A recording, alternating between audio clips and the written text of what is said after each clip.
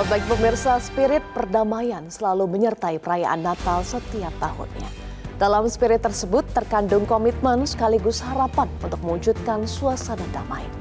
Inilah editorial Media Indonesia spesial Natal 25 Desember 2023 dengan tema Spirit Damai Perayaan Natal. Bersama saya, Eva Mondo. Pagi hari ini telah hadir bersama saya anggota Dewan Redaksi Media Group, Abdul Kohar. Selamat pagi, Mas Kohar, apa kabar Mas? Baik. Baik ya, tentu kita sampaikan ucapkan selamat Natal ya untuk pemirsa Metro TV, umat Kristiani yang merayakan. Semoga damai Natal selalu menyertai Anda dan keluarga. Kita akan bahas, Mas Kohar, untuk tema editorial hari ini spesial Natal, Senin 25 Desember 2023, Spirit Damai Perayaan Natal. Nah tadi seperti yang saya sampaikan, ada komitmen, ada harapan dalam spirit Natal ya. Tetapi kalau kita lihat kondisinya saat ini, nampaknya belum tercapai ya, belum Mas ideal. Kohar. Belum ideal spirit Natal itu. Apa yang dikatakan oleh Paus Fransiskus bahwa dunia itu sedang terluka. Natal kali ini adalah Natal ketika dunia sedang terluka. Terluka oleh ketamakan, terluka oleh genosida, terluka oleh perang, terluka oleh lingkungan yang semakin buruk. Jadi bumi sebagai common home itu juga sudah mulai tidak nyaman, tidak berada dalam zona yang damai, penuh kedamaian.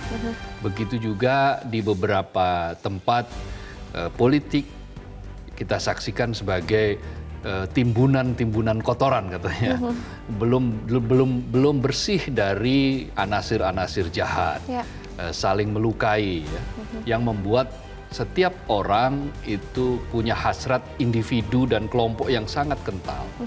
Nah, hal-hal seperti inilah yang membuat Natal kali ini di beberapa tempat itu penuh dengan keprihatinan. Bahkan kalau kita lihat di pemberitaan di mediaindonesia.com, Suriah itu membatalkan perayaan. Iya, nanti kita akan bahas itu termasuk headline untuk hari ini, Mas Kohar. Kita simak dulu, ada dua headline. Yang pertama, kita ke informasi, ini tentu kita juga sampaikan turut berduka untuk korban ledakan tungku nikel di Morowali yang jumlahnya saat ini menjadi 59 orang. Betul. Mas Kohar. Ini ada 13 orang meninggal dunia, 9 diantaranya adalah pekerja Indonesia, 4 orang pekerja Tiongkok. Nah, ini tungku nikel yang meledak ini adalah tungku yang kemarin sedang dibersihkan begitu, kerak-keraknya.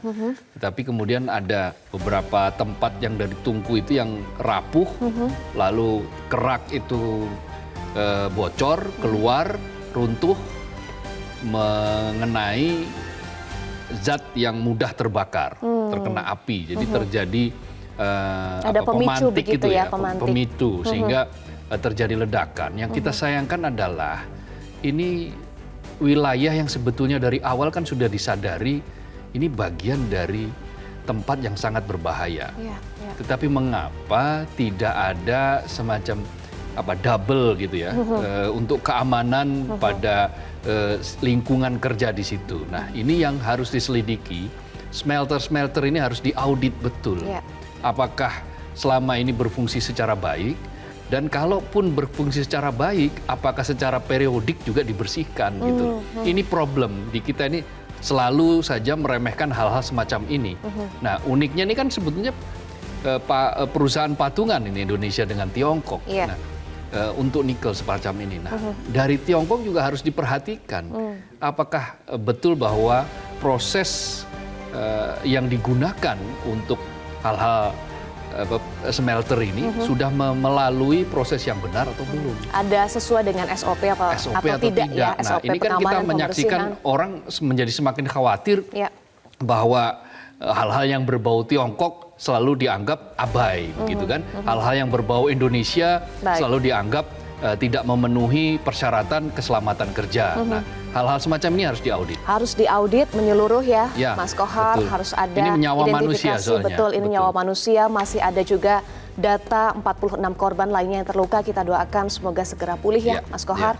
Baik, itu adalah headline yang pertama. Yang kedua tadi Mas Kohar sempat sampaikan, Betul. Suriah batalkan perayaan Natal sebagai solidaritas terhadap Gaza. Ya. Artinya doa-doa juga dikirimkan ya Mas Kohar Betul. dalam perayaan Natal ini. Di Suriah ini kan dia berbatasan juga dengan Turki, berbatasan dengan beberapa negara, dan ini adalah bentuk dari empati ya. Empati. Masyarakat Nasrani, Kristiani di Suriah terhadap kebrutalan Israel di Gaza. Ya, ya. Maka mereka meniadakan perayaan Natal yang dalam biasanya dipenuhi dengan kegembiraan. Nah, di jalan-jalan itu sepi, orang lebih banyak berdoa, khusyuk di rumah, Ya. mendoakan mereka-mereka yang sedang tidak beruntung, mereka-mereka yang terluka, mereka yang hartanya dibom, rumahnya dibom, infrastruktur yang morat-marit, yang tidak bisa makan, gitu kan. Dan Spirit damai perayaan Natal bisa terwujud. Betul. Kita akan bahas lagi, pemirsa, inilah tema editorial Media Indonesia hari ini, Spirit damai perayaan Natal.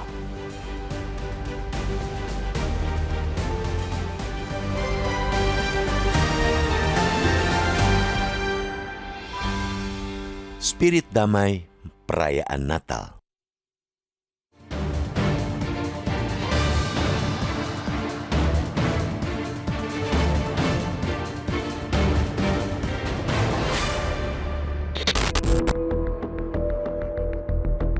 Spirit perdamaian selalu menyertai perayaan Natal setiap tahunnya. Dalam spirit tersebut terkandung komitmen sekaligus harapan untuk mewujudkan suasana damai. Komitmen berkaitan dengan tekad dan upaya dari diri sendiri, sedangkan harapan menyangkut orang lain dan lingkungan di sekitar. Komitmen dan harapan bertautan dan saling menopang. Ketika salah satu aspek absen atau tidak perform, spirit perdamaian pun sulit mewujudkan secara utuh. Tahun ini, Natal dirayakan dengan keprihatinan karena dunia sedang menyaksikan kecamuk perang dan ketidakberdayaan menyetop genosida di Gaza, Palestina. Keberingasan nafsu melenyapkan lawan atas nama aksi pembalasan mengalahkan spirit perdamaian. Tidak peduli, hari demi hari, jasad warga sipil terus menumpuk.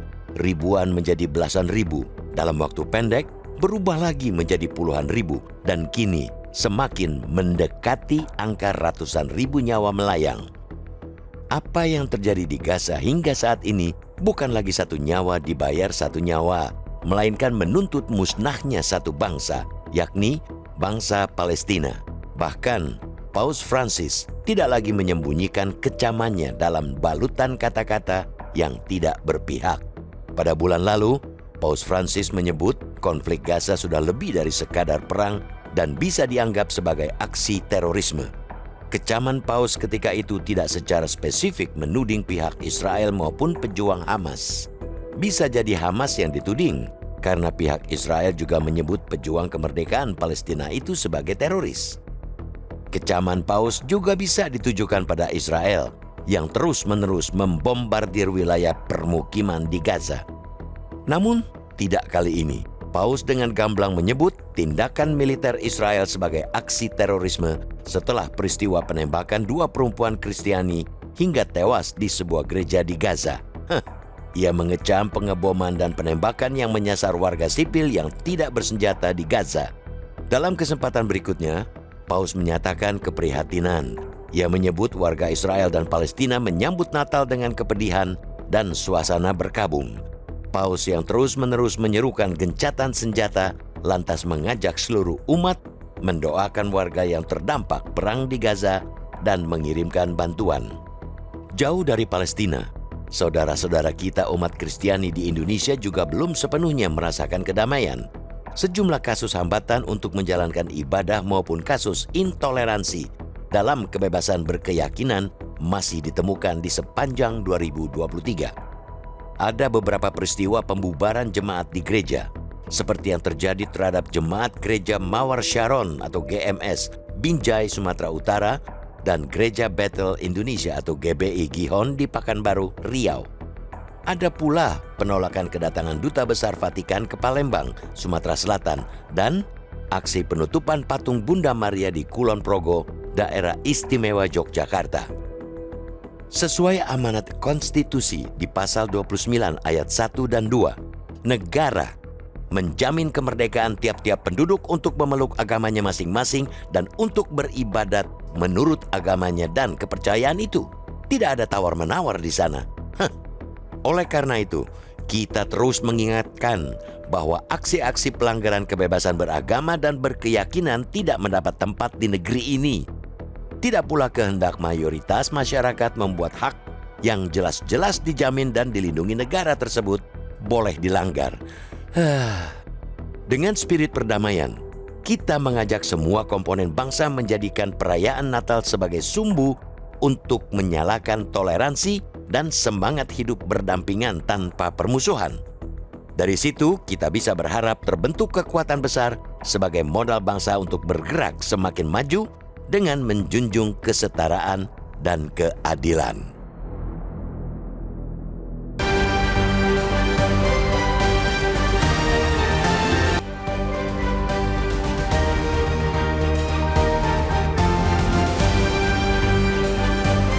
Terima kasih Anda masih bersama kami di Editorial Media Indonesia. Mas Kohar, Natal kali ini dirayakan dengan keprihatinan ya. Karena dunia sedang menyaksikan kecamuk perang dan ketidakberdayaan menyetop genosida di Gaza Palestina. Bahkan data hingga kemarin, Mas Kohar, warga Gaza korban tewas hingga kemarin mencapai 20.200 jiwa. Ya, ini adalah sebuah genosida yang nyata, pemusnahan yang nyata oleh militer Israel terhadap warga sipil dengan alasan membalas serangan Hamas. Tetapi yang menjadi korban adalah sipil. Yang dibombardir adalah rumah sakit, rumah-rumah. Dengan alasan mereka ini berlindung di situ. Juga tempat ibadah, baik masjid maupun gereja. Jurnalis, sudah lebih dari 35 jurnalis menjadi korban, tewas. Nah, ini menunjukkan genosida terjadi di sana. Dan umat Kristiani di sana yang meyakini bahwa Palestina adalah tempat di mana Yesus dilahirkan kan, di situ di Bethlehem, itu menjadi tidak sakral lagi. Bumi dirusak oleh ketamakan, oleh kerakusan, oleh balas dendam yang dilakukan oleh militer Israel terhadap warga sipil di Gaza. Inilah yang disebut sebagai spirit tadi itu, kemanusiaan yang terluka, yang kata Paus Fransiskus. Paus bahkan secara terang benderang menyatakan bahwa militer Israel kali ini sebagai teroris. Ini kalau biasanya pertama kali biasanya tidak merujuk pada satu pihak. Paus mengatakan secara umum saja bahwa terorisme telah membunuh kemanusiaan. Tetapi kali ini secara sangat spesifik menyebut militer Israel. Maka inilah yang oleh Paus dikatakan sebagai satu dari 4 luka dunia ketika Natal sedang diperingati, yaitu apa? Luka kemanusiaan yang terluka. Setelah yang pertama adalah bumi yang terluka, karena bumi ini diibaratkan sudah seperti bukan lagi common home, bukan rumah bersama, tetapi sudah menjadi tumpukan sampah besar, kira-kira begitu, oleh ketamakan, kerakusan lingkungan. Lalu yang kedua adalah luka kemanusiaan tadi ini. Ini yang terjadi. Lalu ada luka politik dan luka agama. Luka agama di sini adalah masih maraknya intoleransi. Nah, soal luka agama itu tadi kita akan bahas juga ya, bagaimana dengan di Indonesia kondisinya saat ini, Mas Kohar. Tetapi usai jeda, pemirsa, kami akan lanjutkan kembali. Tetaplah bersama kami di Editorial Media Indonesia.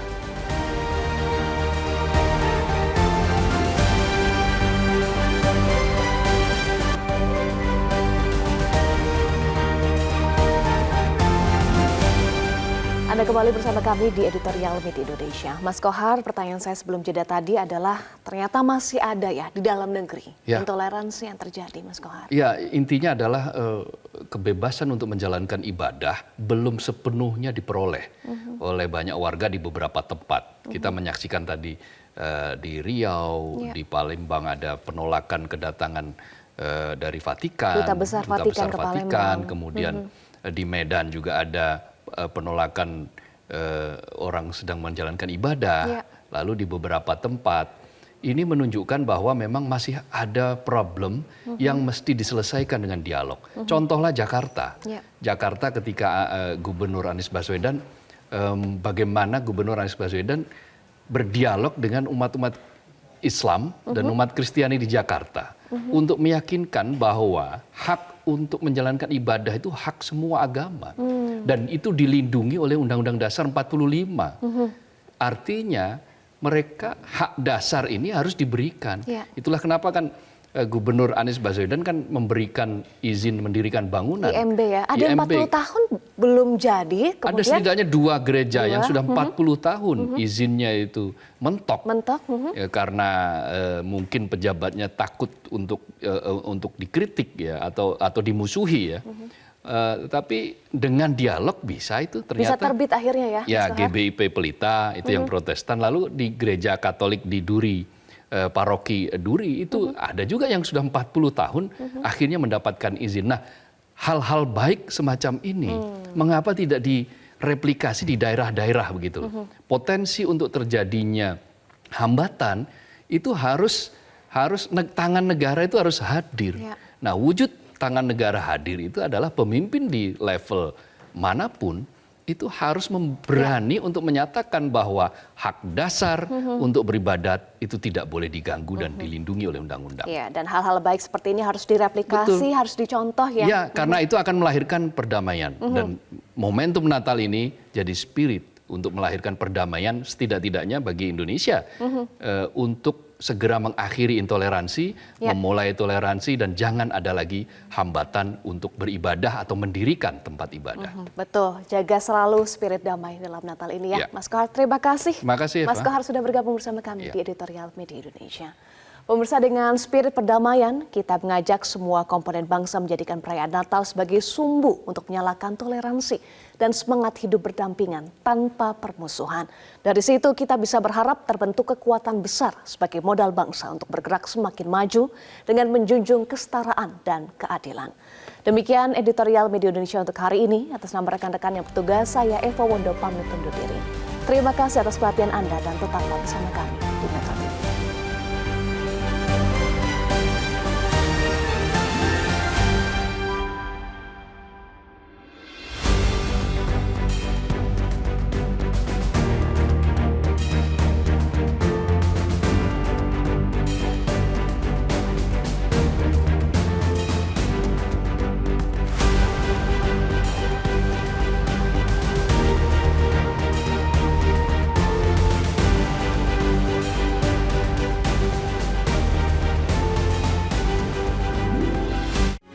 Metro TV,